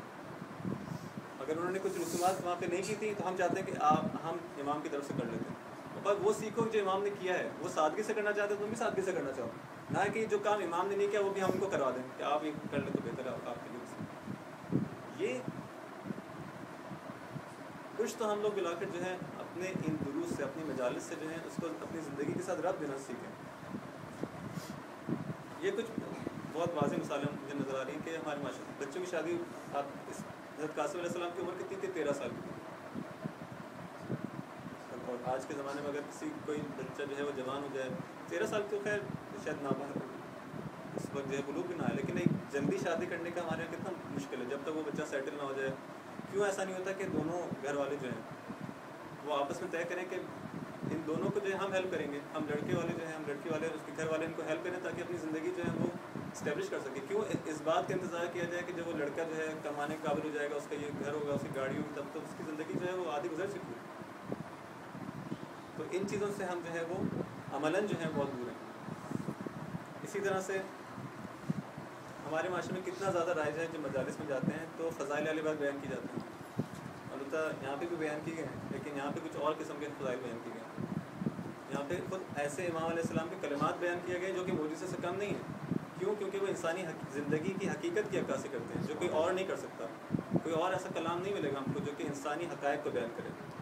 یہ جو امام علیہ السلام کے کلمات ہیں یہ ان حقائق کو بیان کرتے ہیں، اور کسی کو یہ معجزہ ہے. امام الکلام جو ہے وہ کلام الامام ہے، کلام الامام جو ہے وہ امام الکلام.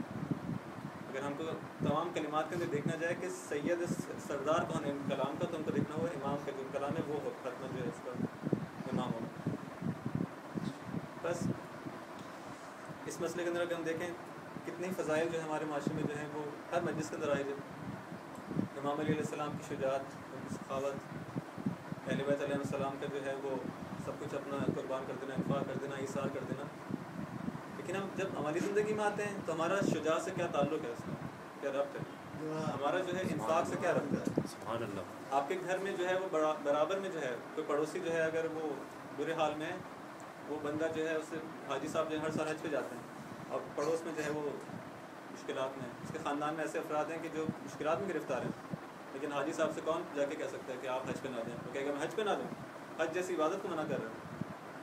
وہ یہ نہیں دیکھ رہا کہ میرے پاس کچھ اور، مجھ پہ کچھ اور بھی ذمہ داریاں ہیں. میں اس انفاق کو بھی سیکھ کے آیا ہوں ان مجالس سے، ان دروس سے. اس شجاعت کو، سخاوت، اس کا کیا ہوگا؟ وہ کہاں جائیں گے؟ اسی طرح سے یہ وہ مثالیں ہیں کہ جہاں پہ ہم کو علم ہوتا ہے، دروس ہم نے علم حاصل کر لیا لیکن عمل نہیں ہے. اب کچھ ایسی مثالیں جہاں پہ عمل ہے لیکن علم نہیں ہے. یہ ایک بہت بڑی مشکل ہے ہمارے معاشرے میں. جہاں پہ علم ہو عمل نہ ہو وہاں پہ وہ مشکلات ہیں، لیکن جہاں پہ عمل ہو اور علم نہ ہو وہ پہ ایک اور بڑی مشکل ہے.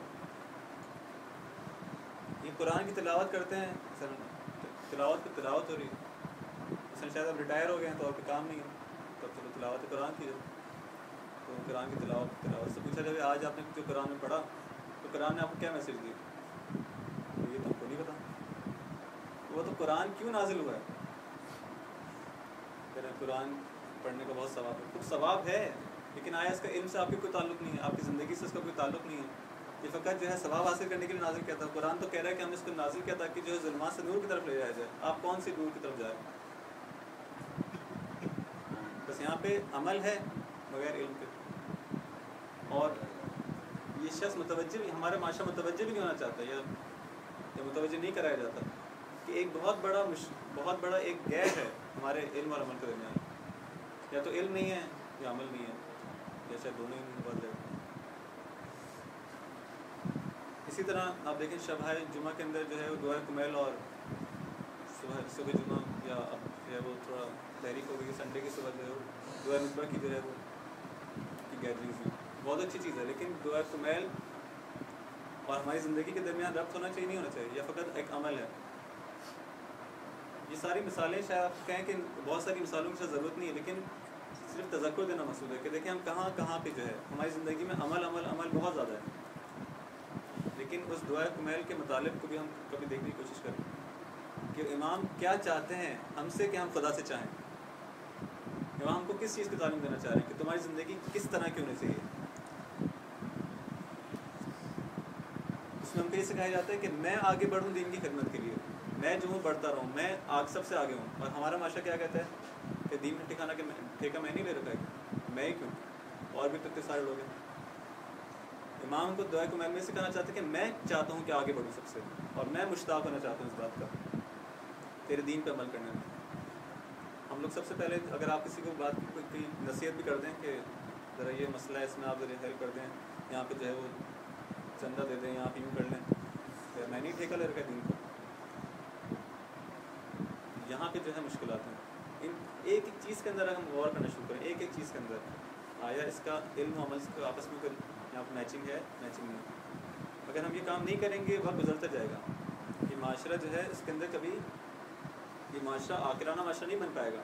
اسی جہالت کے اندر رہتا رہے گا، کیونکہ اس کے اندر کوئی معجزہ تو نہیں ہوگا. آپ کے ساتھ جو ہے خدا کو کوئی خاص رشتہ داری تو نہیں ہے کہ آپ کے اندر یہ صلاحیتیں نہ ہوں، آپ اس لاء کو فالو نہ کریں لیکن آپ کا معاشرہ عاقلانہ ہو. نہیں، ملا کر یہ قانون بنا دیا گیا ہے. اگر آپ ایسا کریں گے، علم و عمل کے درمیان ایک رشتہ جوڑیں گے، حقیقی عمل اور علم صالح کے درمیان، تو بلا کر کامیابی اور ایک معاشرہ جو ہے وہ نورانیت کی طرف جائے گا. پھر وہ امام حسین علیہ السلام کا مقصد ہم کو حاصل ہوگا کہ وہ جو چاہتے تھے کہ لوگوں کو نکالیں کس چیز سے، جہالت سے. اگر یہ نہیں ہو رہا، ہم اسی جہالت میں بیٹھے ہیں، اسی مجلس سے امام حسین علیہ السلام کی وجہ سے اگر ہم اس میں جہالت میں اضافہ ہو جاتا تو بہت واویل ہے.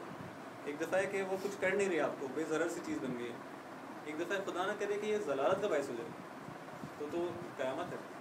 پھر ہم کو امام حسین علیہ السلام کے مصائب نہیں پڑھنے چاہیے، اس مجلس کے مصائب پڑھنے چاہیے.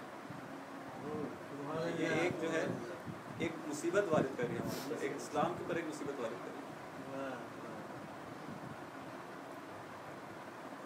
اسی طرح آخری جو مسئلہ تھا عقل عملی کے اندر، شہوت اور غضب کا مسئلہ. دیکھیے شہوت کے اندر جو ہے وہ آج ہم اپنے معاشرے کے اندر مثال کس طرح سے جو ہے وہ ہم کو اس چیز کے اندر جو ہے وہ جہالت کی طرف دھکیلا جا رہا ہے.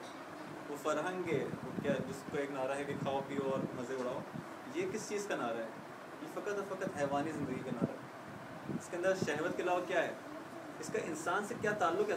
اس کو بولنے والوں کو شرم آنی چاہیے. اس نے تم انسان ہو یا حیوان ہو؟ زندگی کا خلاصہ آپ اس میں کر دیں. اس کے پاس جو ہے وہ پوری اس کے دن کا نکال کے دیکھیں کہ کیا اس کے اٹھنے، جب اٹھتا ہے صبح جاتا ہے دفتر اور جب واپس آتا ہے اور سو جاتا ہے، اس دوران کیا کرتا ہے؟ صرف اور صرف اپنی اس حیوانی زندگی کی خاطر زندگی گزار رہا ہے.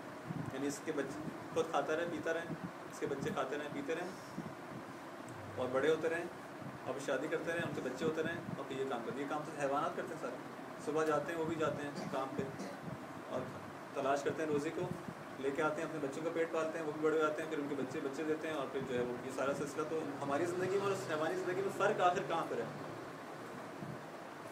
تو کون سا نقطہ ہے جہاں پہ اس کے اندر جو ہے ایک تمایز حاصل ہو رہا ہے؟ اگر یہی نعرہ ہو کہ کھاؤ پیو اور مزے اڑاؤ، تو یہ ایک حیوانی زندگی کا نعرہ ہے.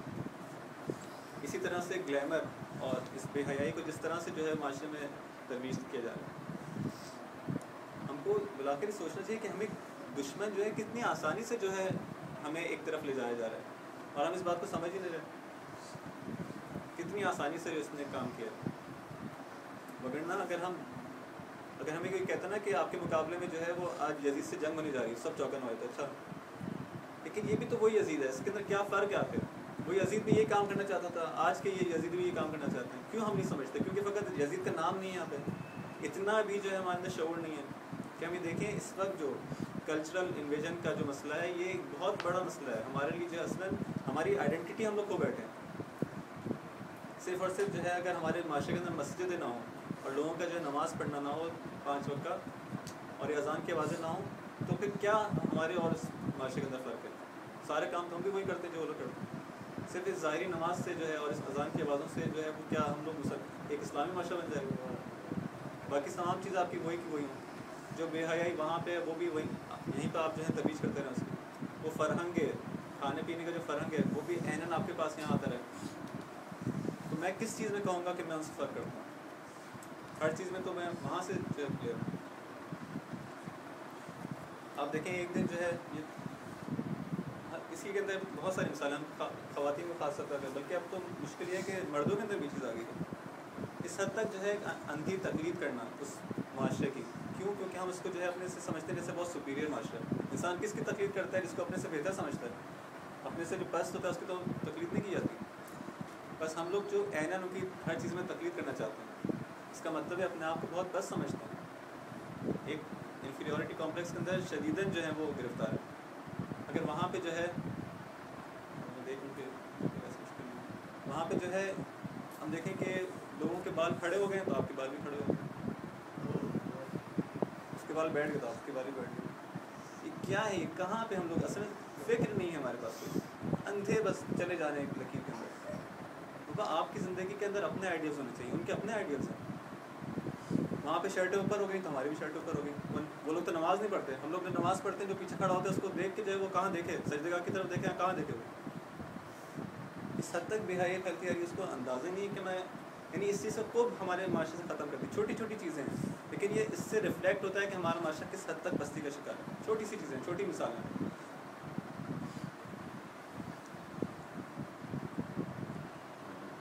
ایک دن جو ہے فیشن یہ آتا ہے, ایک دن فیشن وہ آتا ہے, ایک دن جو ہے کپڑے لمبے ہو جاتے ہیں, کپڑے چھوٹے ہو جاتے ہیں. جب وہ ٹائٹ کرتے ہیں ٹائٹ ہو جاتے ہیں, جب ڈھیلے کرتے ہیں ڈھیلے ہو جاتے ہیں. بلاخر کون چیز چلا رہے ہیں ہمارے اس معاشرے کو؟ ہماری مجلس سے اور ہمارے درس سے آیا اس کا کوئی تعلق ہے, کوئی ربط ہے ہماری زندگی کا؟ اسلامی زندگی کا تعلق نہیں. بس ان چیزوں کو دیکھیں, ان پہ جو ہے غور کریں, اور چیزوں سے جو ہے وہ سادگی کے ساتھ جو ہے وہ نہ گزرے کہ یہ ٹرینڈ چلا رہا ہے بلاخر اسی طرح سب زندگی گزار رہے ہیں, ہمیں بھی اسی طرح زندگی گزارنی. نہیں, اس طرح سے کبھی کام نہیں چلے گا. اگر ہم کو چینج لانا ہے, ایک بہت اچھی بات جو ہے میں آخری بات کر دوں, اور شاید آج بہت زیادہ ہو گیا, کہ استاد اخلاق ہمارے کہتے ہیں کہ اگر تم چاہتے ہو کہ کامیاب ہو تو تمہاری زندگی دوسروں سے متفاوت ہونی چاہیے, اس کے اندر کوئی چینج ہونا چاہیے. وہی کام نہ کرتے رہو کہ جو بس سب کیوں کیے جا رہے ہیں, بس مجھے بھی یہ کرنا. آپ موضوع علمیہ کے اندر بھی کیوں نہ ہو, سب جو ہے وہ یہی کتاب پڑھیں, میں بھی پڑھتا ہوں, دیکھو تو صحیح کہ آیا واقعی اس کتاب کو پڑھنے کی مجھے ضرورت ہے, میرے ہدف کے مطابق ہے نہیں ہے. ممکن ہے وہ کچھ اور ہدف سے پڑھ, تم کس وجہ سے پڑھ رہے ہو؟ اگر ضرورت ہی تو نہ پڑھو. اپنے اندر سوچنے کی, سمجھنے کی صلاحیت پیدا کرو. سب لوگ ایک جو ہے وہ کیریئر کی طرف جا رہے ہیں, میں بھی اسی کیریئر میں جانا شروع کروں. بلاخر کیا تمہارے معاشرے کی کوئی نیڈ ہے؟ نہیں ہے. اور بھی کوئی ایسی چیزیں ہیں, اور بھی ایسے شعبے ہیں جہاں پہ جانا چاہیے, نہیں جانا چاہیے. البتہ یہ تفصیلی موضوع جس کو میں ابھی نہیں چھیڑنا چاہتا. بس سب سے پہلے اپنے آپ کو تذکر دیتا ہوں کہ اس کام کے اندر ہمیں جدی ہونا چاہیے, اور جو ہے ایک سنجیدگی کا مظاہرہ کرنا چاہیے. اور پھر آپ لوگوں کو بھی اس بات کی جو ہے تلقین کرتا ہوں کہ اپنے روزانہ کے معاملات کے اندر, چھوٹے چھوٹے معاملات سے لے کے بڑے بڑے معاملات تک, سب کے اندر جو ہے اس کام کو شروع کرنے سے پہلے اس کے اختتام کے اوپر ایک اس کا تجزیہ و تحلیل کریں کہ بلا کر ہم کیا کرنا چاہتے ہیں. اور اگر ہم نے ایسا نہیں کیا تو امام حسین علیہ السلام کو مقصد جس کی خاطر انہوں نے اتنی قربانیاں دی اور اتنے سارے لوگوں کو جو لے کے آئے ہیں, اپنے بہترین اصحاب کو, کہ جن کے بارے میں کہا گیا کہ ان کی کوئی شبیہ نہیں ملتی زمین پہ, ایسے افراد کو لائے ہیں اور اس راہ میں قربان کیا ہے, تاکہ یہ معاشرے کو اس ضلالت سے نور کی طرف لے کے آئیں, آگے کی طرف لے کے آئیں. اگر ہم یہ کام نہ کریں تو آیا وہ قربانیاں ضائع نہیں ہو جائیں گی. ان اصحاب باوفا کی قربانیاں کیا, ان کا خون جو ہے وہ ہم سے جو ہے شکوہ نہیں کریں گے کہ ہم نے اس حد تک قربانیاں دی، تم لوگ ہمارا ہی نام لے کے ہماری مجلسوں کے ذریعے کا کیا کام کریں؟ بالآخر ہمیں ان کے اس خون کا کوئی تو ہم کو جواب ہمارے پاس ہونا چاہیے. آیا کوئی ذمہ داری نہیں ہماری اس خون کے سلسلے میں؟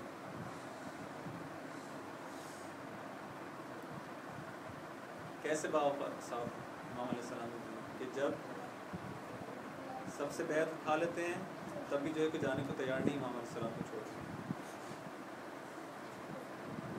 اور جن میں سر فہرست جو نام آتا ہے وہ حضرت ابوالفضل العباس قمر بنی ہاشم کا نام. سب سے پہلے اٹھ کے امام علیہ السلام سے اپنی وفاداری کا عہد کرتے ہیں اور تجدید عہد وفا کرتے ہیں. لیکن اس سے پہلے ایک ایسا مسئلہ جو کہ حضرت عباس علیہ السلام سے بہت زیادہ مربوط ہے، یہ کہ جب یہ قافلہ کربلا میں آ چکا تو 7 محرم کا بھی دن آیا کہ جب ان اشقیاء نے پانی جیسی نعمت کو بھی ان کے لیے، نواز رسول کے لیے، ان کے چھوٹے بچوں کے لیے بند کر دیا. حضرت قاسم جو کہتے تھے کہ انہوں نے شکوہ کیا کہ یہ نہر فرات جو ہے یہ کیا مجوسیوں کے لیے اور نصرانیوں کے لیے کھلی ہے لیکن نبی کا نواسہ سے محروم ہے. 7 محرم کو پانی بند ہوا. اس گرمی کے ماحول میں، اس گرمی کی شدت میں امام علیہ السلام کے ساتھ چھوٹے چھوٹے بچے ہیں ان کی پیاس میں اضافہ ہوتا گیا. حضرت عباس علیہ السلام کی ذمہ داری یہ قرار پائی کہ وہ پانی لایا کرتے تھے. سقائے حسین علیہ السلام کے نام سے مشہور ہوئے. ایک بہت اہم ذمہ داری جو کہ ان کی تھی، ایک بہت بڑا شرف ان کا جو تھا کہ یہ امام حسین علیہ السلام کے لیے، ان کے اصحاب کے لیے، ان کے بچوں کے لیے پانی لایا کرتے تھے. روز عاشور بھی جب آیا اور حضرت عباس علیہ السلام نے اپنے مولا سے اجازت طلب کی، میں اب جنگ پہ جانا چاہتا ہوں اور اب میرا دل گھٹ رہا ہے اور میں چاہتا ہوں کہ جس طرح باقی اصحاب جو ہیں وہ آپ پہ اپنی جان نثار کر چکے ہیں، میں بھی اپنی جان کا نثار کروں. تو امام دوبارہ وہی کام سے کہتے ہیں کہ ٹھیک ہے، تم جنگ پہ جانا چاہتے ہو ضرور جاؤ، لیکن اگر ہو سکے تو ان بچوں کے لیے کچھ پانی لے. حضرت عباس علیہ السلام اس اطاعت کا پیکر فوراً آمادہ ہوتے ہیں اور امام علیہ السلام کی یہ خدمت بجا لانے کے لیے، ان بچوں کے لیے پانی لانے کے لیے جو کہ پیاس سے بلک رہے ہیں. 4000 کی فوج نہر فرات کے اوپر تعینات ہے کہ کوئی پانی لا نہیں پائے. حضرت عباس علیہ السلام اس درگے کو توڑتے ہوئے آگے بڑھتے ہیں اور اپنے گھوڑے کو پانی کے اندر لے جاتے ہیں اور اسی گھوڑے پہ بیٹھے بیٹھے اپنی مشق پر کرتے ہیں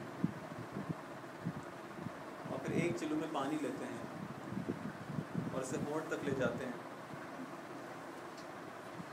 لیکن پھر تھوڑی دیر بعد دیکھا جاتا ہے، لشکر دیکھتا ہے کہ آپ نے پانی کو دوبارہ نہر کی طرف پھینک دیا اور پانی کو منہ سے نہ لگایا. اور یہ اشعار پڑھتے تھے جس سے معلوم ہوا کہ انہوں نے یہ کام کیوں کیا.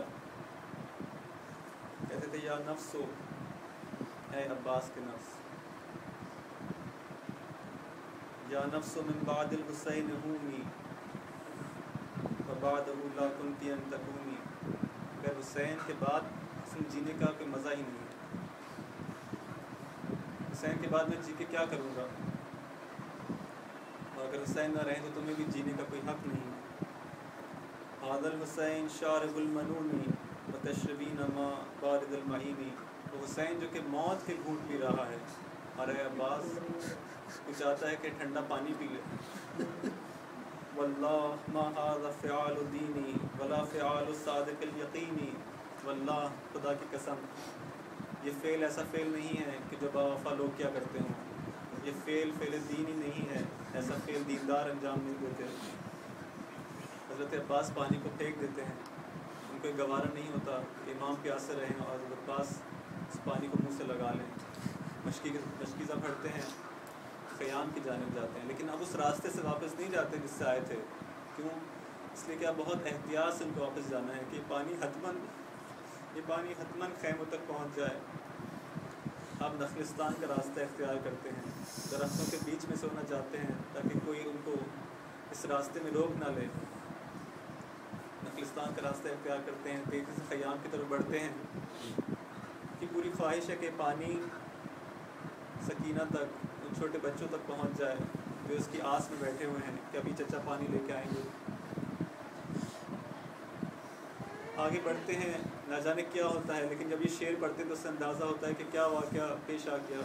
کہتے ہیں واللہ ان قطعتم یمینی انی احامی ابدا عن دینی وعن امام صادق الیقینی نجل النبی الطاہر النبی. کہتے ہیں تم لوگ اگر میرا سیدھا ہاتھ کاٹ بھی دو تب بھی میں اس دین کی حمایت سے دست بردار نہیں ہوں گا, ہمیشہ اپنے امام کی حمایت کرتا رہوں گا. بس معلوم ہوتا ہے حضرت عباس علیہ السلام کا ایک ہاتھ کٹ چکا ہے. مشکیزے کو اپنے الٹے ہاتھ میں لیتے ہیں اور پھر اس سفر کو جاری رکھتے ہیں. تھوڑی دیر بعد ایک اور شعر پڑھتے ہیں, یا نفس لا تخشا من الکفار وابشری برحمت الجبار. دیکھو عباس, کفار سے ڈرنا نہیں, گھبراؤ نہیں, تمہیں رحمت خدا کی بشارت ہو. مع النبی السید المختار قد قطعوا ببغیہم یساری. درست ہے کہ تمہارا الٹا ہاتھ بھی قط ہو چکا ہے, لیکن گھبراؤ نہیں, کفار سے نہیں ڈرا. آگے بڑھتے ہیں اور مشکیزہ اپنے منہ میں لے لیتے ہیں. لیکن افسوس ایک تیر آتا ہے اور اس مشکیزے میں چھید کرتا ہوا نکل جاتا ہے سارا پانی, کیونکہ حضرت عباس علیہ السلام کی آس تھی کہ کسی طرح سے خیموں تک پہنچ جائے. سارا پانی بہہ جاتا ہے. حضرت عباس کے دونوں ہاتھ کٹ چکے ہیں, پانی بھی بہہ چکا ہے. یہاں پہ ایک شکی آ کے سر پہ وار کرتا ہے. حضرت عباس گھوڑے سے نیچے آتے ہیں, لیکن گھوڑے سے بہت سے لوگ نیچے آئے.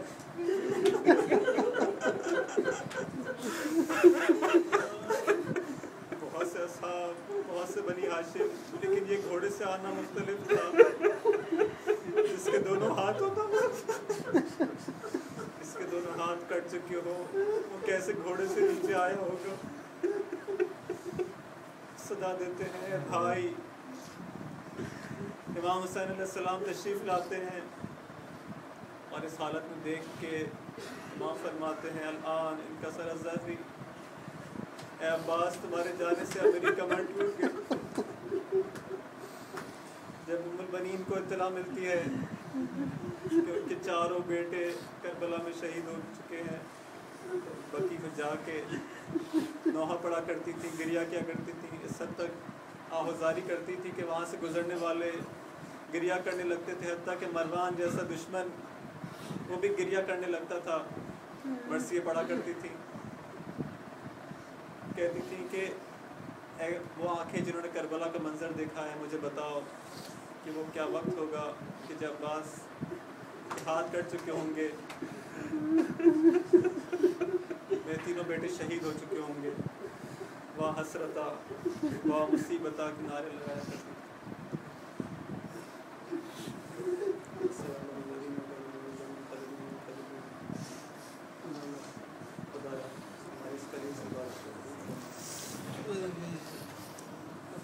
خدایا ہمیں اس صبر و وفا کے پیکر سے امام سے کیے ہوئے اپنے وعدوں کو پورا کرنے کی توفیق عطا فرما. اس طرح حضرت عباس علیہ السلام کی پوری خواہش تھی, پوری کوشش تھی کہ اپنے وقت کے امام کو اطاعت کر سکیں, ان کو خوش کر سکیں. ہم بھی اپنے وقت کے امام کا کبھی دل نہ دکھائیں اور ہمیشہ ان کی اطاعت میں اور ان کے ساتھ کیے ہوئے عہد میں اپنی زندگی گزار دیں. ہمیں ان کے ظہور کے زمینہ فراہم کرنے کی توفیق عطا فرما, ان کے ظہور میں تعجیل فرما, ان کے دل کی نصاب و صاحب شامل فرما. اس پوری دنیا میں جہاں جہاں ظلم ہو رہا ہے اس کے خاتمے کے لیے اپنی آخر حجت کو جلد بھیج دے اور ہمیں ان ظالموں کا مقابلہ کرنے کی توفیق عطا فرما. اس سلسلے میں اپنے وظائف کو بہترین طرح سمجھنے اور بہترین ممتاز کے اس پر عمل کرنے کی توفیق عطا فرما.